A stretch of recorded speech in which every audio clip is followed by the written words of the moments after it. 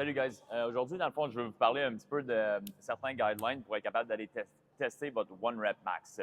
La première des choses, c'est établir un nombre de sets de réchauffement que vous voulez faire avant de tester votre nouveau poids One Rep Max. La règle générale, c'est n'importe quoi entre 4 et 12 sets de réchauffement. Ça sonne comme vraiment beaucoup, mais ça dépend d'une couple de facteurs. Le premier facteur qui est super important, c'est le poids total que vous allez finir votre One Rep Max.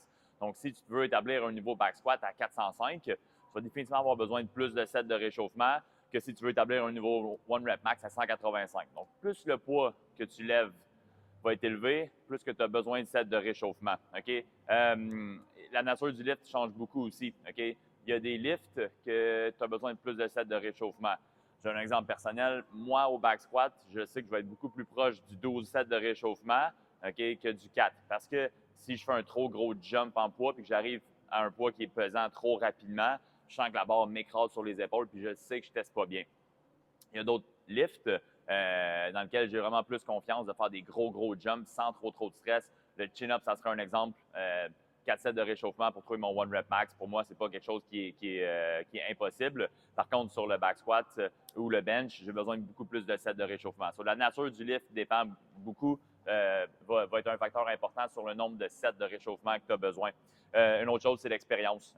Moins que tu as d'expérience, plus que tu devrais prendre des sets de réchauffement, juste pour être capable de builder ta confidence. De builder ta confiance. Parce que si tu ne sais pas combien tu es capable de faire, ça vaut la peine de se réchauffer un petit peu plus tranquillement.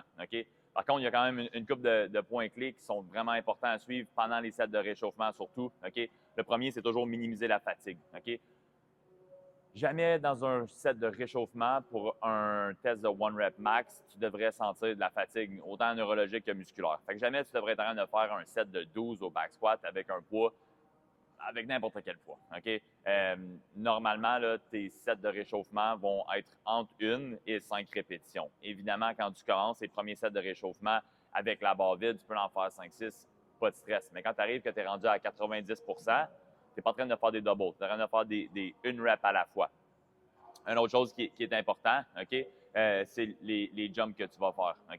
C'est-à-dire que plus que tu es au début de tes sets de réchauffement, plus que tu peux te permettre de faire des gros jumps. Si tu veux tester ton back squat à 405, puis tu fais ton premier set de réchauffement à une plate, tu peux sauter directement à 2 plates. All good, ça le fait. Il n'y a pas de stress. Par contre, quand tu es rendu à 2 plates, si tu jumps à 3 plates, bien là, ça fait un gros jump, puis c'est pas l'idéal. Fait que tu veux vraiment garder tes gros jumps pour les débuts dans tes premiers sets, puis plus que tu avances, plus que tu gardes des jumps qui sont de plus en plus petits. Un autre truc qui est important aussi quand vous testez vos One Rep Max, filmer vos sets, c'est une bonne manière de keep track de votre forme. Puis aussi, ça vous permet d'arrimer la vitesse de la barre, comment tu l'as ressenti, puis comment tu l'as filmé. Fait que je te donne un exemple, tu fais un squat, puis tu es comme « Oh shit, c'était vraiment slow ». Je me sentais pas bien, je me sentais slow. Puis là, tu t'en vas sur ton cell, tu regardes ton vidéo, puis tu es comme « Ah, actually, ma vitesse était vraiment bonne ». Fait que ça te permet de matcher les deux, parce que des fois, comment est-ce que tu feels, c'est un petit peu offset. So, de filmer vos reps, plus s'il y a un correctif technique, ben, quand tu as une vidéo, tu peux le regarder 3, 4, 5 fois, tu peux le regarder au slow motion si tu as besoin. So, filmer vos sets, c'est vraiment une bonne idée.